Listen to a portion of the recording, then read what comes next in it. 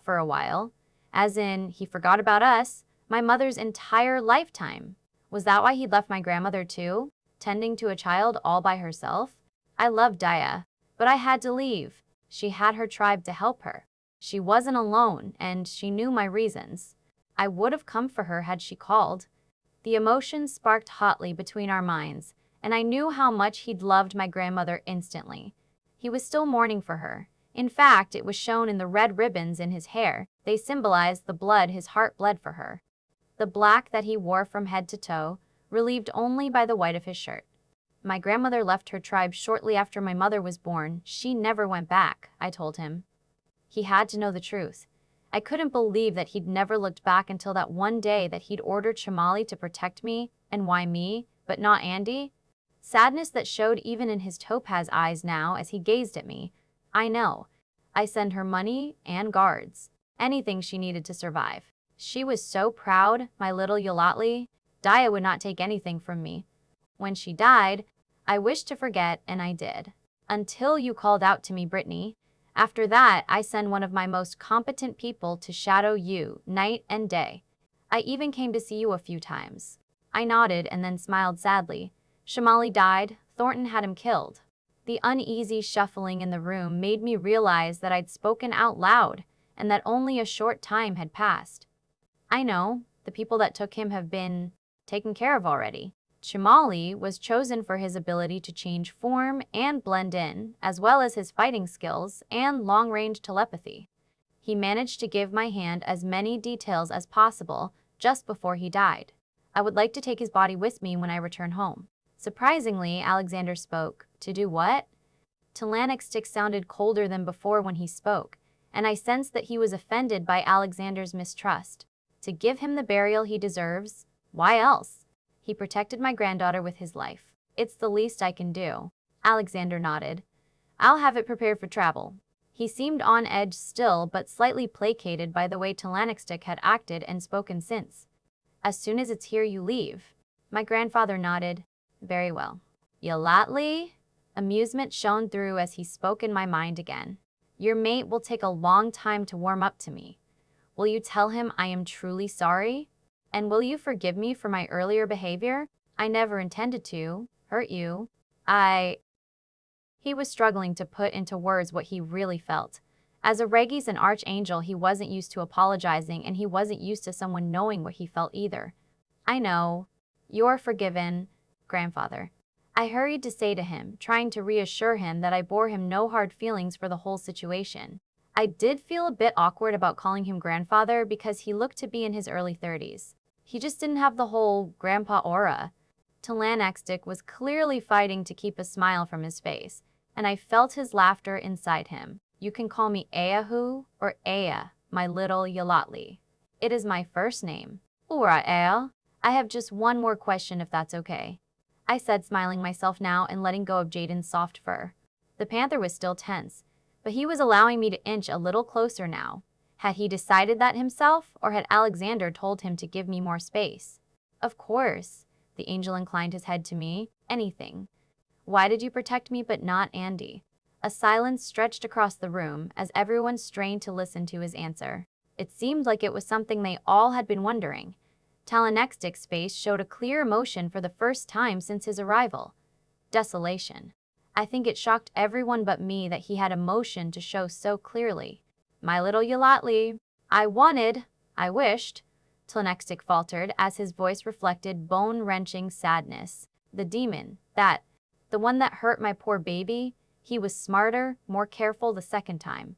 When you called for me that first time, I put magic spells on both you and your mother to protect you, but it turned out that Andy, in your mother's womb at that time, didn't get the protection from it.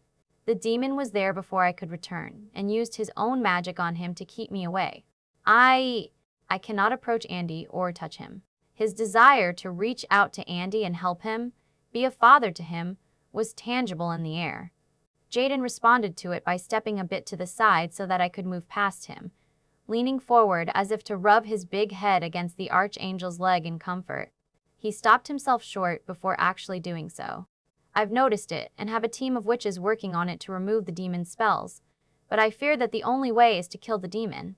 Alexander said, his voice finally normal again, and his emotions through our bond showed me he wasn't angry any longer, but still cautious. I felt angry myself now that that horrible demon had done this to Andy, to us. I knew I wouldn't be here if it wasn't for him. But I'd rather not exist if that meant my mother was happy and healthy. Just then there was a knock on the door, and Samuel quickly hurried over and opened it. A man stood on the other side of the door that I faintly recognized, clearly one of Alexander's more trusted men if he was allowed inside the house. The man was holding a box of dark, polished wood.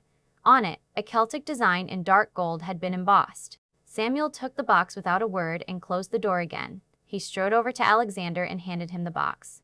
For a moment I saw Alexander frown as if he was wondering something, but then he nodded slowly and turned to Telenextic.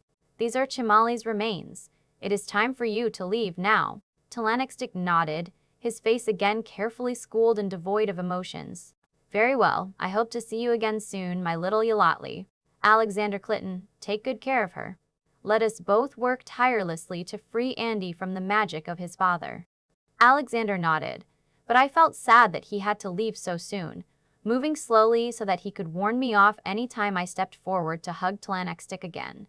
"Thank you for coming to see me, Ia." I expected him to stop me any time, or that Alexander would interfere, but instead I could step closer and carefully wrap my arms around the ancient creature's waist. He was warm and real, and although he stiffened for a short moment, he leaned into me and actually returned the hug, wrapping his long, slender arms around me gently. "I will think of you, Yolatli. All you have to do is call, and I will come," he whispered in my ear, tugging once on my mother's pendant. "I know," I replied, closing my eyes and breathing in the scent of nature that clung to him. It was then that my mind was suddenly assaulted with images that were definitely not mine. Telenextic stripped bare and bound between heavy black poles, his magnificent wings of light gone, torn off his back so that a disarray of bloody feathers lay around him. A figure wearing nothing but black, face covered by a mask, was using a long, wicked knife to cut thin lines into his flesh. The lines painted the angel's skin red and covered nearly every inch of his flesh, all but his face and hands. Telenextic didn't utter a single cry as he hung between the poles, but his face was a mask of agony. I gasped and staggered back, staring up at my grandfather's face in shock. Shock whispered across his face too for a short moment before he shook his head. He had not meant to share that with me, but at least now I understood why he'd responded so reflexively to touch. "Farewell," he spoke, accepting the box from Alexander, and then striding over to the newly repaired French doors. They opened for him before he'd reached them, and he stepped out into the night air, his wings already spreading as he prepared to take flight. He cast me a look over his shoulder, a nod, and then he started beating those wings of light. The sight of him taking off vertically from the terrace was magnificent. As he pierced the night sky, his wings reflected every bit of light. They shone, pure beacons of light and beauty. Within seconds, he disappeared as he pierced the layer of clouds and placed more and more distance between us. "Won't humans see him? Couldn't Dennis teleport him?" I asked. Alexander wrapped his arms around me from behind, tugging me into the warmth of his body. "No, they won't. Humans cannot remember seeing angels. Usually, only the rare one does, and they typically think they really saw an angel and think it is a sign or something sacred. Oink. A miracle. Convenient for them, don't you think?" Samuel, with his musical accent, said, "Dennis couldn't teleport an angel even if he tried. They're the only creatures I know of that cannot be teleported by any force." He sounded somewhat rueful, as if he himself had experienced teleporting against his will more than once. Alexander and I didn't talk again till after dinner, which we spent in the large kitchen. Surprisingly, Samuel and Jaden joined us as well, so for once there were more people actually eating than just sitting around. I had thought Jaden ate a lot, but damn, Samuel easily ate twice as much, if not more. It seemed, however, that Dennis had been warned about it because he'd made loads more food than usual, so there was enough for everyone. Andy didn't know, of course, that our grandfather had been here, and I decided not to tell him. It would only make him sad to know he'd missed him, and that he might never be able to see him. The boy was unusually quiet as he looked around and focused his golden eyes that looked so much like Telenextic's on everyone. First he stared at Alexander as if trying to figure out what my mate was thinking. Alexander was leaning back in his chair, his long legs stretched out underneath the table as he carefully surveyed the room. One arm he'd spread out along the back of my chair so he could occasionally stroke his long fingers along the nape of my neck or run them through my hair. But despite the easygoing posture, he was still incredibly tense and worried. He wasn't sure if he'd done the right thing by inviting Telenexic here, that much was sure. It was clear that Andy could sense Alexander's tension, and by the focused look on his face, he was trying to ease it somehow. I wasn't sure what he was doing or if I was just imagining it, but he wasn't just very emphatic. He seemed to be able to actually influence people for the better. After a while, I could almost feel the tension drain away from my mate, and that's the moment Andy's attention switched from Alexander to Samuel. The big man had taken off his blade and carefully balanced it against the table right next to him, his chair a little pulled sideways so that he could face the entire room as he ate. He seemed intent on eating his food, which he did with the table manners of a Viking. Not surprising because he probably lived at that time. Samuel didn't speak or make rude jokes and jibes like I had come to expect from him, his eyes occasionally drifting towards Alexander or Jaden. But when Andy focused his attention on him, he visibly stiffened, as if he noticed something unpleasant or surprising. Shortly after, however, dinner was finished, and the Viking excused himself with a brusque nod and a few growled words. Alexander let him go without saying anything, at least not vocally. But I had the feeling he could speak with the Viking mentally, just like he could with me. Well, maybe not exactly the same, but still. I took Andy upstairs for bed and tucked him in. As usual, I read him a few pages from one of his books, and soon he was ready to sleep. For once, he insisted I sing him a lullaby again, which I did with a strange feeling of déjà vu. Alexander's lullaby came so easily to me as I sang that I really wondered how I'd picked it up so fast. This was only the second time I sang it myself, but I knew it word for word by heart, and I had from the start. As I closed the door to his room behind me, Alexander was right there, leaning against the opposite wall as if he'd been waiting for me. His stormy eyes piercing as he gazed at me, but his words were gentle. "You have a beautiful voice. Britt, I wish you'd sing for me as well." A smile made his face look less stern. I started to blush as he flowed to his feet and reached his hand out to me, pulling me into his side and then quickly guiding me to our bedroom. "We're going back to school tomorrow, just a few more days, and then we're moving back to my stronghold," he informed me as he used his powers to close the door behind us. With one hand, he softly stroked across my now marked skin. "You are connected to him, by his spell." He trailed off, sounding unhappy about it. He was talking about my grandfather now, forcing my mind to jump to that conclusion after the bomb he'd just dropped on me.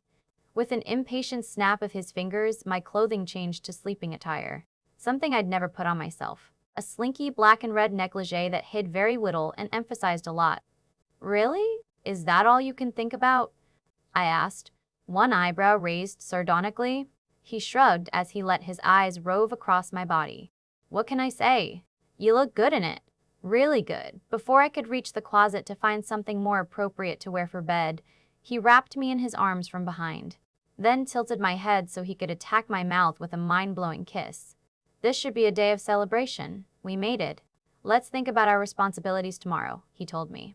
Suddenly, I realized what he was doing, distracting me from being upset about Telenexic, nearly stabbing me in his own response to all that. "You are going to give him a chance, okay? No forbidding me to see him," I ordered. "You can see him if I think he's no threat to you or to Hay. You promised me that you wouldn't fight me on your protection." Alexander was deadly serious as he spoke. No room for argument there. Boy, did it suck that he used that promise against me like that. But scowling, I nodded. "But you'll be fair about it. He's not gone cold like you said. He's filled with emotions. I could feel them." Alexander appeared not to believe me, but he was done talking now, attaching his mouth to the center of my mark and sending pleasure through my body so intense that my legs gave way. Not that it mattered. Alexander held me upright against him without effort, with my back pressed against his front, one arm like a vice around my waist to hold me up, my head pressed to the side to allow him access to my mark, so he could lick and kiss and nibble to his heart's content. Waves of warmth washed over me, and my body felt hot and heavy under his administrations. I tried to remember what he had been saying before, but he left me no chance for that. If Alexander Clitton wanted me distracted, he had no problem achieving it. He took me to the bed and made love to me long and hard until I was so exhausted, I fell asleep in total ecstasy. I woke up to Alexander softly stroking his fingers through my hair, balanced on his elbow above me with his long body leaning over me, one leg draped over mine. Morning, agramo kroy. Are you ready for school for one last week? He asked me softly. One last week of school, and then? I didn't have to finish it and get my diploma? Go on to college. Did I want that? It was obvious that Alexander much preferred it if I just stay by his side as much as possible. I suppose. Do you think Fort and his gang will give us problems again? I asked as I scrunched up my face, my wrist sending me a painful pang in remembrance of our last encounter. There is nothing to be worried about. I'll keep mental tabs on you, and Danis will be ready to flash you out at any moment on my order. Jaden and Saraton both will be close by at all times, Alexander told me reassuringly as he got up out of bed. He disappeared into the bathroom but reappeared a short moment later. It's unfortunate, Alex, that Thomas was killed and that the Pax rule has fallen to that mutt Fort. But you'll be perfectly safe a run, he said as he took his own sweet time getting dressed, not caring one bit about being naked or cold. If he's smart, he stays away from you and saves his own hide, he added, returning to my side wearing a crisp white shirt with his sleeves rolled up, the mark clearly on display. Black slacks flowed over his legs, obviously expensive, and the shoes he wore appeared Italian and custom-made. Now get up a gramoshkoi. I'm sure you don't want me to dress you for school. He sure was right about that. But I really didn't want to go anyway. People would be talking about me. Plus, despite what Alexander said and believed, I knew Fort would never leave us in peace. I'd glimpsed insanity in his eyes. He wouldn't stop until he had me or couldn't reach me any longer. Going to Alexander's stronghold, whatever that was, seemed like a pretty good idea, even if that might mean waiting a year or so before finishing school and going to college. Sliding out of the warm bed, I wobbled for a moment. My legs felt like jelly, and my body felt heavy from last night's activities. Alexander's definition of celebrating our mating seemed to mean only one thing: sex. But damn, it was the most amazing thing ever. I flushed scarlet and felt my body heat up just from remembering. Alexander's chuckle made me realize that he was aware of my thoughts as he watched me get dressed and do my morning routine in a hurry. I decided on jeans and, with a look at Alexander, a long-sleeved snug shirt with a very wide neckline, so that the mark wasn't covered either. I assume you will cover yours so that nobody will wonder why we have matching tattoos. Mine would have to be visible to scare off Fort and his pack, although Weirs should be able to smell it too. No, Alexander answered as he led me downstairs to the kitchen for breakfast. I will cover yours for human eyes only. What about my wrist? Last they saw me at school, it was broken. I didn't want people to wonder about that and ask questions I couldn't answer. The nurse was mistaken. It was only bruised, Alexander replied. He seemed to have thought about everything. The hours of the SAST, and in the Whirlpacks, braiding of Westtown High came into view way too soon for my taste. Sprawled out, the building looked as if it had been expanded several times over to accommodate for the growing amount of students. Bob got out of the car first and held out his hand for me with a smile, a real one that showed not a single hint of feign. Don't worry, sweetie, it'll be fine. Alex is a master at planning. Jaden behind the steering wheel hemped before saying, he had help, you know. But then he laughed warmly and winked at me. We got your back, kid. Thornton won't bother you at the school. Even he won't sink that low. And me and Sir and my men can wipe the floor with those mutts here anytime. Hell, even you can wipe the floor with him if you can knock out a dragon. At the reference to Lysander the arrogant Greek Taoiseach. I smiled and nodded, feeling just a little proud myself. I suppose he was right about that. Maybe I could fight a fort on my own, if I could focus my powers and do that trick again. I just really hated it, that I couldn't come to school with Alexander himself. It would have been really nice to be reassured by him before I had to enter the building and see either Fort or Jennifer or both. As I got out of the car and walked into the school, I couldn't seem to shake the feeling that something big was going to happen. Something that would change my life, and that of many around me forever. But just as I was about to say something to Sarah, I spotted Alexander on the other side of the parking lot, getting out of his own car. He appeared completely relaxed as he stopped occasionally to chat with a student or another teacher as he made his way into the building. I was caught with the impression that he was saying goodbye to the place and people already. And I realized how much he loved teaching and going to school, seeing the students and enriching their lives. It saddened me when I realized that he could never fully do that, because he was the leader of an entire continent even if his Dilseksta did most of the work for him usually. Still, he could never stay in one place for more than a few years, because the humans would start to wonder why he didn't age. Sarah gave me a soft push towards the school. Come on, class won't wait for you. I allowed her to lead me into the school and to my first class of the day, with the grizzled old teacher, Mr. Cooks, who was actually a werewolf himself. I knew it was to be expected, but still, I shivered every time I realized either the teacher or a student was looking at my mark.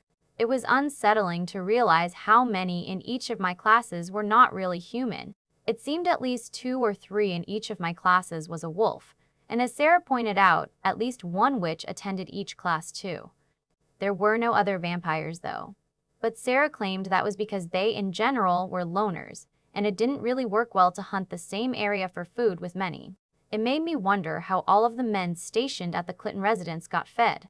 I knew there was at least a dozen vampires, and certainly at least a dozen weirs too, that were responsible for the protection of us and the building. It wasn't until I made my way over to my 3rd class that day, English with Alexander, that I finally bumped into Jennifer. The beautiful blonde swept her eyes over me and then focused them on my bare neck, straight on the mark. A moment of surprise made her appear younger, and then she lifted her baby blue eyes back to mine and smiled. Yes, she actually smiled, and it was a true one too. Not one of those fake smiles that she usually shared with her besties. It was only then that I noted her appearance, her clothing just a little more drab and less flamboyant than usual. Her dress actually reaching to her knees, although still hugging her curves and her neckline high enough to be called demure. Wow, what had happened to her? "Morning, Brittany," she muttered. But somehow she seemed unable now to meet my eyes, and in a hurry she turned away and sat down in her usual seat at the front of the class. She didn't even look at Alexander as he stood in front of the chalkboard, his sleeves still rolled up so that everyone, even the human population of the class, could see the mark. He didn't look at me as I passed him, but I felt him brush my mind in a gentle caress. Smiling and feeling better about this day and myself even despite my bad feeling when I arrived that day, I sat down beside Sarah, laughing with her when we heard the rumors and speculations fly around the room about Alexander's tattoo. The 2 weirs in the back said nothing, both of them girls, as they occasionally glanced at me. Frowns marred their foreheads, and it made me wonder if Fort, as the new alpha of the pack, had told them about his plans for me. It felt weird to be in school again after the past week, but Alexander didn't really seem to bother teaching Sarah or me. Instead, he allowed us to talk quietly, so that Sarah could teach me how to mentally talk with her too. It wasn't hard, but still, I had to focus a lot more compared to talking with Alexander or Andy, or even Clan Extic. The topic Sarah wanted to discuss, however, shocked me to my core: children. And she didn't mean that in the, "aw, they're cute" kind of way. No. She was actually telling me how much she'd like to have kids herself, and that she hoped she'd be able to conceive soon with Dennis. Gaping, I asked her out loud, "Come again? I thought you couldn't? I mean, aren't you? Aren't we what? And why wouldn't we?" Sarah asked in return, and I hurriedly tried to switch back to the mental conversation. "I thought being a vampire you couldn't have kids." "You died," I exclaimed. If she was saying that she could get pregnant if they tried, didn't that mean Alexander could actually get me pregnant too? I was very sure we hadn't been using protection, but I'd assumed it hadn't been necessary. I suddenly felt a little sick. Sick enough, in fact, for Alexander to turn his eyes on me and frown in concern. Yeah. Well, you only die for like a few minutes, and seeing as we're still warm and got a heartbeat, we aren't dead. Not even undead. We're very much alive. Didn't Alex explain this to you?" Sarah was saying to me. "Since we have a heartbeat, albeit a very slow one, say about 20 beats per minute, and we all have regenerative powers, it wouldn't make sense, right, to be infertile? It's just a very small chance for it to happen, since we're more or less immortal and the reproduction rate sort of has to balance with that." I heard what she was saying, but I was still staring and trying to come to terms with all the information, my stomach heaving in shock at the possibility that I might actually be pregnant because Alexander had seemed to have forgotten about that tiny little detail. "Are you okay, love?" Sarah said out loud, stretching out a hand to pat my forehead. You're suddenly a little distracted. I was incredibly grateful that class was finally over at just that moment. Students streamed out of the room in a hurry, eager to get to their lunches, and I jumped out of my chair and stalked over to Alexander, seated behind his desk, to glare at him. I couldn't say anything as long as there were still students in the room, at least not out loud, but I allowed him to feel the full force of my glare. How could he go around hiding key information like that? Behind me, I heard Jennifer suddenly say loudly, "Come on, let's get out of here." Hurry. Barely 20 seconds later, the room was empty except for Sarah, Alexander, and me. What the hell, Alexander? Why didn't you tell me? I spat out, clenching my fists to keep them from going to my stomach. I could be pregnant. I didn't want that. Not right now. A little surprised, Alexander looked at me, one eyebrow raised in question before looking at Sarah over my shoulder. She must have either mouthed the answer to him or telepathically said something, because suddenly his expression cleared. I'm sorry, Agramo Troyi. It didn't seem important, he said, shrugging his wide shoulders. Not important? Not important? How can it not be important? I thought it wasn't possible, I spluttered indignantly. It slipped my mind, to be honest, he replied, stepping around the desk so he could grab hold of my shoulders. Behind me, I heard the door close as Sarah left. It slipped your mind that you should have used protection and that I could possibly be pregnant now? What kind of 1,100-year-old adult are you? Protection? Why would we use that? He asked, confused now. Oh my, did Sarah not fill him in properly? Didn't Sarah tell you it takes ages for couples to conceive? Vampire couples, at least. We aren't all that fertile, even though everything works just fine. Wasn't it in that book you read a while back? Would. But the chance was still, there wasn't it. This wasn't reassuring in the least. He pulled on my shoulders until he could hold me against his chest. I swear you are not pregnant, Brittany, and even without protection, you probably won't be for a very, very long time. Maybe even a century or longer. You'd know if I was, I asked him, feeling a little more reassured now. Yes, instantly, he replied. You should have told me about this. It's still my choice if we should be using protection or not. I don't want to be pregnant right now. You are right, Agamokli. Forgive me, but it really did not occur to me that you might feel that way. I will arrange protection as soon as possible. He sounded genuinely remorseful about it, but I also realized something else. Once, long ago, he'd already been a father and he'd lost both his children to famine and disease. Despite the long time that had passed, that must still hurt him deeply somewhere. The chance, that very small chance that one day he might be a father again, gave him peace of mind. You are sure the chance is very slim? Oda, I asked him. He nodded. It takes couples on average 100 years to conceive their first child, and often the second child takes even longer. The older the vampire, the harder it becomes too. You mean that even if we had unsafe sex every day for the next 100 years, I might still not get pregnant? Those were pretty bad odds indeed. No wonder Sarah was ranting about how badly she wanted it and how scared she was that it was going to take forever. I do plan on the sex every day, Alexander replied with a smirk, tilting my head upwards so he could look me in the eye. Really, Britt, there is no need to be worried at all.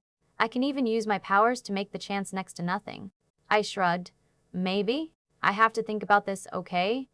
Only now did I realize how I'd already accepted the fact that I'd never have children myself, thinking that I knew everything. But with this avenue reopened, what did I really want? I did want children one day, but not while Fort and Thornton were out to get me.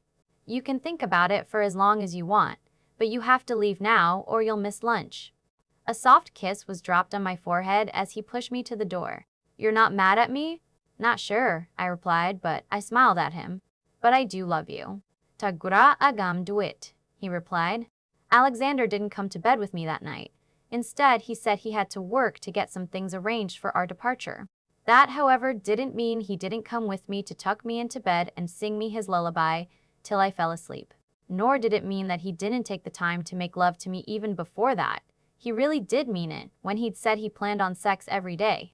I wasn't really complaining about that either, of course. He held me cradled in his arms while he sang until I fell asleep, but the knowledge that he had to leave as soon as I dozed off didn't help. I just knew I wouldn't be dreaming nice things that night. When I woke up the next morning, Alexander still wasn't there. But as I started to get up, to get dressed, he just came into the room. Already up a groar mokroy? He asked as he tugged me into the circle of his arms. Forgive me for leaving you alone all night. There's more to arrange than expected. Did you sleep all right? He brushed his hands over my back and then pressed his lips against my temple while I just enjoyed the closeness for a moment. I was right about expecting dreams, I told him honestly as I remembered the night's images. I kept remembering good days with my mom, and then every time the image of her upset and broken after that demon visited spoiled the memory. Alexander didn't say anything as he rubbed circles with his fingers on my scalp with one hand and on my back with the other, enclosing me with warmth and something intrinsically male that I loved very much. It chased away the dreams with an ease I didn't expect. After a quick shower and a hurried breakfast, I made my way to the SUV parked in front of the house, kissing Alexander goodbye just a little worried. That feeling from yesterday, the one spelling out doom, had only increased, and I think everyone was feeling it. Pretty soon, things would come to a conclusion, an ending, and I wasn't sure any of us was going to like the result. Was it going to be an all-out fight against Thornton's forces? Was he going to risk it? So far, all we'd received from him was that warning through Deidre and the abduction of Mattis, the missing guard, and the death of Chamali. Alexander had let slip that this was all rather mild considering the stakes so far. The fact that Mattis's body hadn't turned up yet in some gruesome way meant he was most likely still alive and possibly being tortured just because they could. I knew that made Alexander sad, even though he tried to hide it. All his time as a Regis hadn't hardened his heart and shielded him from the cruelty of his world. I knew that and admired his strength as he survived and ruled his life and this country. There was a witch driving us to school today, and I wondered where Jaden was for a moment. I didn't mind if he wasn't there, but it surprised me that Alexander would trust a witch who clearly wasn't a Zowie Seach with my life. The witch was called Gareth, and he'd been the one to find Shamali's head. I remembered seeing him. He was kind, but very lean and sinewy, his frame a little too skinny to be called attractive, but it radiated power nonetheless. I had the feeling that the magic that ran through his blood and gave him his skills and talents, spells, was causing him to look so skinny. It didn't sit right with me. Sarah wasn't there yet, and neither was Bob, but the car pulled away from the house and drove me to school anyway. Aren't Bob and Sarah coming? I asked as soon as Gareth set the car in motion. He shook his head. Sarah will let Danis teleport her to school. They had something to do. A wry smile sent my way through the rearview mirror.